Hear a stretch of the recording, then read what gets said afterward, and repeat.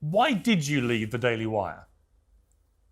Well, unfortunately, I can't talk about the specific reasons that I left the Daily Wire, but what I can do is respond to whatever reasons were given to the public. And obviously, no sooner did we agree to leave than Andrew Klavan of the Daily Wire did an entire episode stating that the reasons that I was leaving was because I was anti-Semitic and I was engaging in a type of anti-Semitism that was hard to pin down. And that is why in my first episode of launching my independent podcast, I hit back pretty hard at him because, I think it's pretty despicable, first and foremost, as a colleague who I had a great relationship with, to have engaged in that, knowing that I was not at liberty to say anything. I thought it was a very underhanded, disgusting tactic, and I responded in force. I want to play you what Ben Shapiro told me when I asked him about this on Uncensored. One of the consequences of this war has been a lot of very high passions on both sides, a lot of angry disagreements.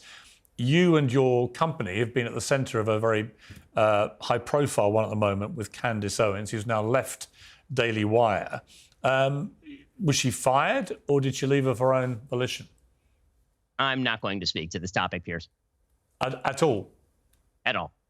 The only thing I will say is what I've said all along with regard to Candace or with regard to any of our other hosts. I am not in hiring and firing position with the Daily Wire. I'm a co-founder of the Daily Wire. I'm a co-owner of the Daily Wire. I'm not actually in management. And as far as the free speech situation, what I will say is that no company has the obligation to literally pay anyone. The Daily Wire is a publisher. It is not a platform.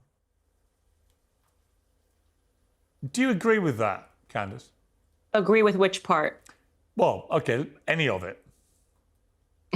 Well, I think that it's interesting, and I'd love to sit down with and debate Ben Shapiro on a number of topics, particularly cancel culture, because I know that he's made some comments in the past that he believes that publishers, platforms should allow people to have different ideas. And so those particular comments to me sound in contrast to what he has said in the past, but I can't speak on behalf of him, obviously. I personally believe that media companies are healthier when you allow people to have different opinions and allow people to debate those opinions. Personally, I love to see a debate between two people. And so I can only tell you what my perspective is and can't really speak for him. I mean, he made the point at the end there that any company, any private company, when it comes to free speech, is not compelled to pay people to work for them. I mean, would you accept that as a principle? Well, what I would say again is that it just kind of runs into what is wrong. I guess the question you could ask is, what is wrong if CNN fires somebody for having a different opinion? What then is wrong if Fox News fires somebody for having a different opinion? Your answer would have to be that it's not wrong and that companies are at will to curate whatever belief system that they want and to not allow free speech. So, Out of interest, is it true that you signed an NDA and that's why you can't really talk about this in detail? I cannot speak in detail about any of that stuff. You can't even confirm whether you've had an NDA? I am not free to speak about any topic pertaining to contracts signed or not signed. And so... You see, this is where it gets interesting for me, because you referenced Andrew Klavan from the Daily Wire. I want to play a part of what he said, and then I'll come back to you. Yeah.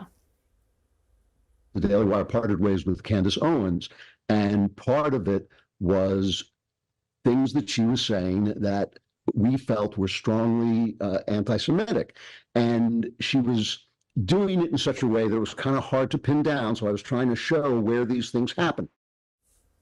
So I'm bemused, because I've been involved in a lot of contracts in my time. I've been an employer, I've been an employee, and so on.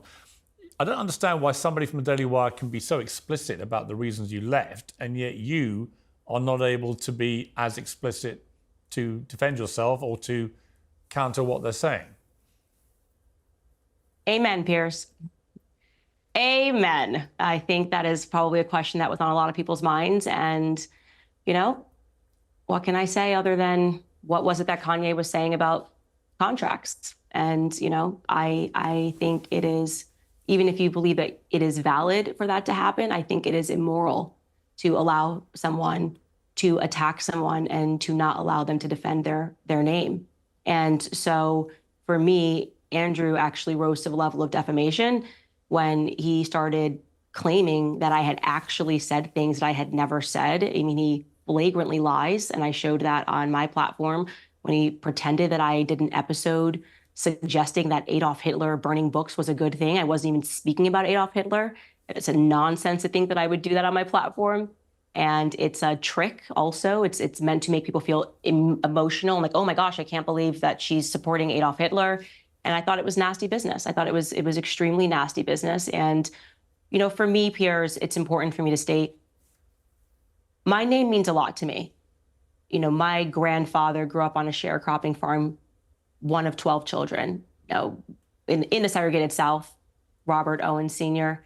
And for him to have worked the way that he worked and to have instilled the Christian values in me that he instilled in me growing up, the idea that I would allow someone to so flagrantly throw dirt on his name, it was never going to fly. Did you ever say or do anything which to a Jewish ear could be construed as anti-Semitic? Well, let's be clear about all of these topics, whether we're talking about racism, sexism, anti-Semitism. Everything can be construed to an ear when you're talking about a subjective ear that I believe that this is racist. I mean, I could say, hey, Piers, you even asking me questions. And to me, it feels racist, right? A feeling and a fact are two different things. So what someone construes something is meaningless. Factually speaking, I have never said anything that is anti-Semitic. And had I have said something that was anti-Semitic, Andrew Klavan would have simply showed the clip. Right. A lot of attention has been focused on you constantly referencing Christ is King. Many people believing that although those words in themselves, if you're a Christian, as you are, would not be offensive, that to Jewish people, when they're being whipped up on social media, as they were at the time, by people who are genuine white supremacists and pretty brazen anti-Semites, that being smart as you are, you would have known that to deliberately use that phrase repeatedly in that time, in that climate, was a deliberate act of provocation to people like Ben Shapiro, who obviously are extremely high-profile Jewish people. Do you accept that? I'm sorry, which time frame are you talking about when you say at that time? Well, since the start of the Israel-Hamas war. Yeah, no. So that phrase, if you're talking about when it began to be a scandal, because I think everyone was quite confused when there was suddenly this narrative that it could be construed as anti-Semitic, which is why it required so much explaining by people of when it became anti-Semitic. I posted a standalone Bible verse, this is just a pure fact, calling for peace. And at the end of the verse, I ended it and said, Christ is King, last November. Andrew Klavan references that. The reason why this even became a scandal is because of Andrew Klavan. Andrew Klavan did an episode called Because Christ is Really King. And then he accused me wrongly of spitting that phrase at a Jew. That simply never happened, as I showed in my first episode back. It was just made that up out of thin air. I posted a standalone Bible verse and I wrote at the end of it, Christ is King. And then a Jew responded to me telling me to quit my job. So what happens sometimes is then time passes and people try to rewrite history, but we're not going to do revisionist history here. I tweeted Christ is King appropriately following a Bible verse when I was 38 weeks pregnant. And I stand by that proverb and I stand by my declaring Christ to be King, as I have done many times in the past, two things about because it's basic Christian doctrine. Two things about that. Why would you tweet that particular passage from the Bible, ending Christ is King, on 14th of November 2023? What was your motivation? Yeah, happy to answer that question. So if people remember what was happening at that time, Ben Shapiro was caught on a tape calling me faux sophisticated and some other stuff, a disgrace, I think was the term. And again, I was 38 weeks pregnant, about to give birth. And my husband just told me, every media person in the world is contacting you globally, asking you to give a comment, to say something. It's obviously a very traumatizing thing to go through in the moment when you're that pregnant and suddenly you're like, I just don't want to deal with this drama. I don't mean like trauma in the very leftist, I feel traumatized by this, but just it's a lot happening leading up to birth. And my husband told me to read the Bible. He said, just read the Bible. You don't have to answer these media members. You don't have to give a comment. You don't have to say anything. These things are all fickle. It doesn't matter. But just to be clear on the chronology, because the video of Ben saying what he said, we said, I think her behaviour during this has been disgraceful without a doubt. I think her photo sophistication. That came first. Yeah, that came out on 15th of November 2023. But you had posted what you posted on the 14th of November. That's not correct. You have your timeline wrong. It was the video came first. So you were responding directly to the video? No, I'm trying to finish the story, but you just have just so you know, chronologically, you have it wrong. His insult came first. I think it was on the 12th, the insult came. Were you made aware of the insult? Because and then did it become public? I found out on Twitter with everybody else. It was just trending, you know?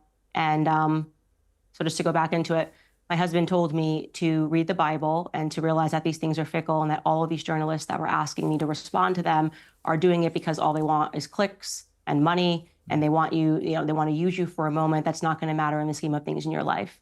And so I wanted to respond to all of these media members by saying that I'm calling for peace. You know, Christ is king of my heart. I don't need this right now. So that was it. When you appeared on Tucker Carlson on the 16th of November, you said, I will say I'm not going to respond with the same ad hominem attack. But you also told him that day that was when you first saw the video. I didn't tell him I first saw the video on Tucker Carlson. I don't understand your question. What I told Tucker I saw the video on Tucker Carlson? No, that you had seen the video for the first time that morning. That I saw the video trending on Twitter, not the morning of Tucker's interview. Sorry, I don't know. I'm just trying to work out the exact correct chronology. Yeah, I can help you. Yeah.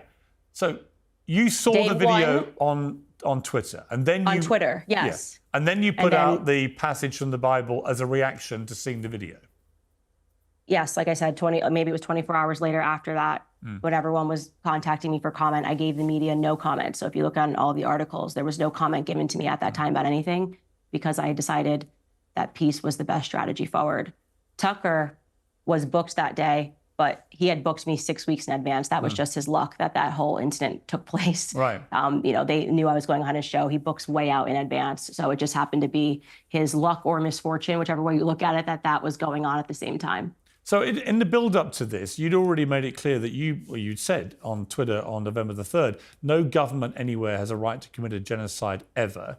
There is no justification for a genocide. I can't believe this even needs to be said or is even considered the least bit controversial to state. You didn't say what you were talking about in that tweet, but it was widely assumed to be Gaza and what Israel was doing in Gaza. Is that correct? Were you talking about Israel there? No, actually, when I wrote that tweet, if you look right before that tweet, I had retweeted and liked something from a journalist named Yashar Ali. He had shared a clip of a Congressman, Brian Mast, who got up on a platform and said that there's no such thing as an innocent Palestinian life. That is despicable, genocidal language. And I am paraphrasing here, but Yashar Ali said, and he's pro-Israel, by the way, if I'm judging by what he puts online, he said, can we all just admit that this language is unacceptable? And I tweeted that no government in the world, and I was actually commenting on America, genocide is always wrong. And so, by the way, even if I was talking about Israel or I was talking about Palestine, that statement should hold. No, I agree. There is no justification ever in the world for genocide. So I agree. I was very surprised to see that tweet go viral and people so angry about it. I was actually overseas at the moment. I was in the UK. And so it seemed very strange to me that people would have a problem with it no matter what side you're on. But in that particular moment, I was talking about Brian Mast, and on my show, my very next show, I clarified that. And do you think, for the record, that what Israel's been doing constitutes genocide? Well, what I've been having trouble is all of the people that are pro-Israel and say it's not a genocide won't tell me what is a genocide. What percentage of a population has to be killed before we can use the word genocide? It's a funny little thing.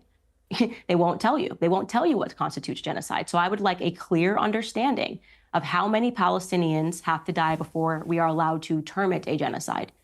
all of the experts can't agree on what a genocide actually is, but they love to float around the word on virtually every other issue. You know, I had Rabbi Barclay on my show, on one of my last shows when I was on the Daily Wire, and I asked him that question pointedly: what is genocide? Let us know, experts, what percentage of the population of Palestinians has to be killed before we are allowed to say that it's genocide. What I can tell you is I am completely uncomfortable and utterly against the amount of Palestinian innocent lives that have been lost in this conflict, particularly children. And any person who is fearful of stating that the death of innocent children has been utterly unacceptable is a coward. Yeah, I mean, listen, I completely agree, but do you personally think it constitutes genocide, which is the deliberate... What I'm saying to you is I can tell you what pursued on my show. Yeah. What is the number? No, I understand. What is the official number? That's it. I mean, somebody tell me and I'll give you an answer. Well, I don't think there is a specific... Try it when you have... Well, it's not about a number. Tons of people on both sides of the debate on. Yeah, but it's not... No. What do you mean it's not a number? Here's my answer. And do they give you an answer?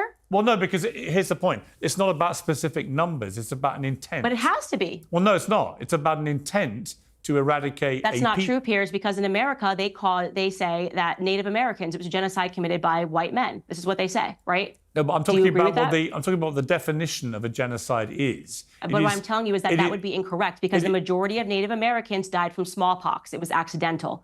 Some 90% of the Native Americans that lived here died from smallpox, and it's considered a genocide. No, I understand. I'm telling you what the definition of genocide is, which is not about a specific number in any circumstance. It's about an intent to target and eradicate a whole people based on their ethnicity. I'm disputing that by telling you that they legally say within America that Native Americans, a genocide was committed against Native Americans. Factually speaking, 90% of them, 90 to 93% of them died from smallpox. So it was actually an epidemic, right?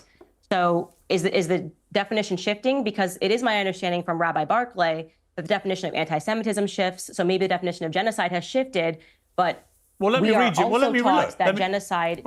the exact wording and see whether you think it applies to. Well, let me read you the exact definition of genocide from the Oxford English Dictionary: the deliberate killing of a large number of people from a particular nation or ethnic group with the aim of destroying that nation or group.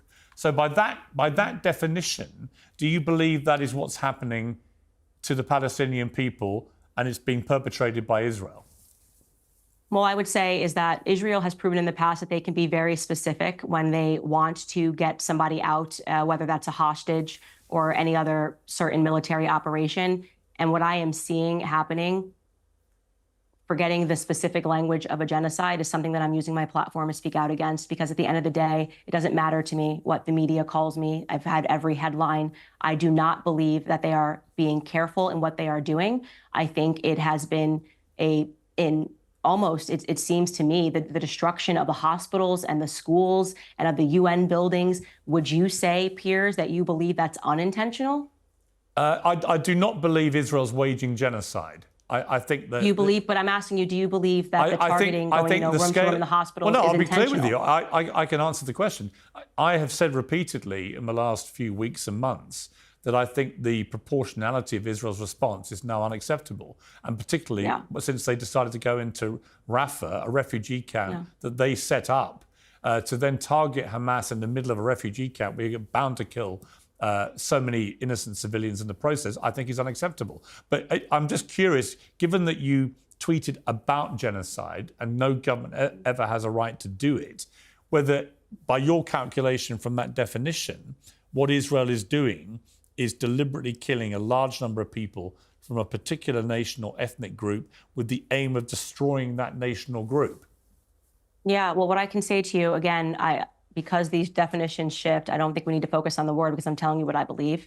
And my belief is that they are not being careful whatsoever. My belief is that there has been too much loss of Palestinian life. But that's different to genocide, though, isn't it? Yeah, but okay, that's fine. We don't need to. That's what I'm saying. I don't know why you're obsessing over this one word. It doesn't matter. Well, because you tweeted about genocide. You told me. I'm only trying to clear up. The tweet is about Brian Mast. So you're harping on this issue. There's a lot more topics we should talk about. I'm being very clear in how I feel about this issue.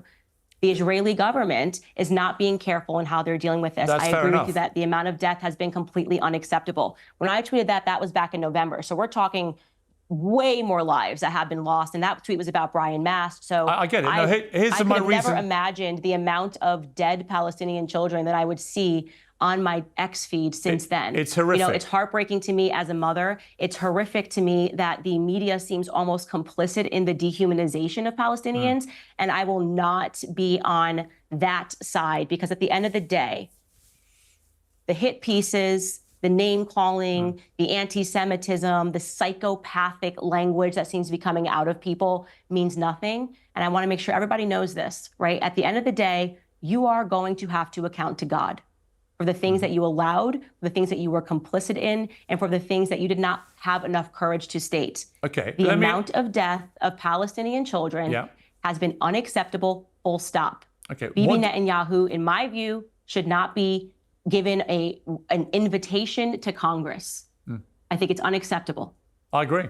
Unacceptable. I don't and think to be clear, for whatever the reason, he shouldn't be leader when of it comes to Israel. the topic of Israel, it does seem that journalists are fearful to critique Israel. Well, I'm now, not why at all. is that? So- Because I would say, Piers, that you too, you seem a little fearful to critique Israel and to want to always seem that you're coming across a little bit understanding of everything they're doing. What is it that makes journalists, corporate journalists, okay, let me respond. fearful of saying, Can I like, hey, respond? you know, Israel has done a ton of things that have been very wrong. Yes, and I have said they're wrong. I think Netanyahu should go. I think half of that cabinet should go, because some of them have definitely been using genocidal language. I think a lot of what Israel's been doing in the last few weeks is completely unacceptable. But ultimately, I also, from the start of this conflict, believe that Israel not only had a right to defend itself after the terror attack on October the 7th, but a fundamental duty to its people. And here's where I'm just curious about your tweeting through this procedure, this whole war, because on October the 7th, you didn't tweet anything. You didn't tweet anything on October the 8th. And October the 9th, you tweeted, so much world peace ever since we got the orange man out of office. So glad the adults are back in charge. A lot of people say, well, if you care this much about innocent people being killed, why didn't you say anything when 1,200 people were massacred to death in the most brutal, barbaric manner in this awful terror attack by Hamas, and nearly 7,000 more were wounded, some of them catastrophically and irreparably? Why did that not compel you to say anything? Well, first and foremost, Israel's a foreign country, so typically I talk about topics that have to do with America. Secondly, you're only quoting my Twitter feed. I'm also on Facebook. I'm also on Instagram. I also had a daily podcast in which I did respond directly about what happened and called the events horrific. Multiple times, said what Hamas did was absolutely horrific. So you're using a snapshot of my Twitter feed where you're acknowledging that I didn't tweet for days to suggest that I didn't have anything to say about what had happened. Now, to be clear, I am consistent on all matters. I do not want America involved whatsoever in anything that is happening in Israel. I don't want my dollars sent over to Israel. We should not be supporting Israel. Obviously, Thomas Massey has done a lot of work showing how it doesn't even make economic sense that we have so much debt and yet we're sending money over to support Israel. And the biggest issue, by the way, that I have with Israel in talking about them being above reproach is the fact that they are supplying the arms to murder Christians, okay? In Armenia, the oldest Christian country in the world, and yet nobody talks about that. For whatever reason, it seems to be the circumstance that when Jewish people die in Israel, it's wall-to-wall coverage. But when Christians die all over the world, nobody talks about it. Everyone wants to correlate everything to World War II. Everyone wants to talk about Adolf Hitler, and rightfully so, he was a horrific person. But nobody wants to talk about Henryk Yagoda, right? Nobody wants to talk about the Bolsheviks. Nobody wants to talk about the Christian Holocaust. I am tired of the media, exhausted of the media not speaking about what is happening to Christians all around the world. And it is especially horrific while at the exact same time that it is happening, the slaughter of Christians in Armenia, the arms being supplied by Israel, that the media turns the other way and says, oh, okay, but what about what's happening in Israel? So you know what I'm asking for? Actual equality. Okay, because it seems like this is like a special category, the special relationship that we have. I'm a Christian first, okay? And so my concerns are going to be with what's happening to Christians all around the world, because it is us. We are the #1 most persecuted religion in the world. And all Christians watching this need to realize the time is now to start speaking up, because we have been silenced about the things that are happening to us for a very long time. And the media is very clearly not our friend. When there is wall-to-wall coverage of Christians being killed, in Armenia, Christians being killed in Nigeria, and the treatment of Christians in America and all across the globe today, then you ask me if I will use my platform and I will use my voice to speak about what's happening in Israel. How about that?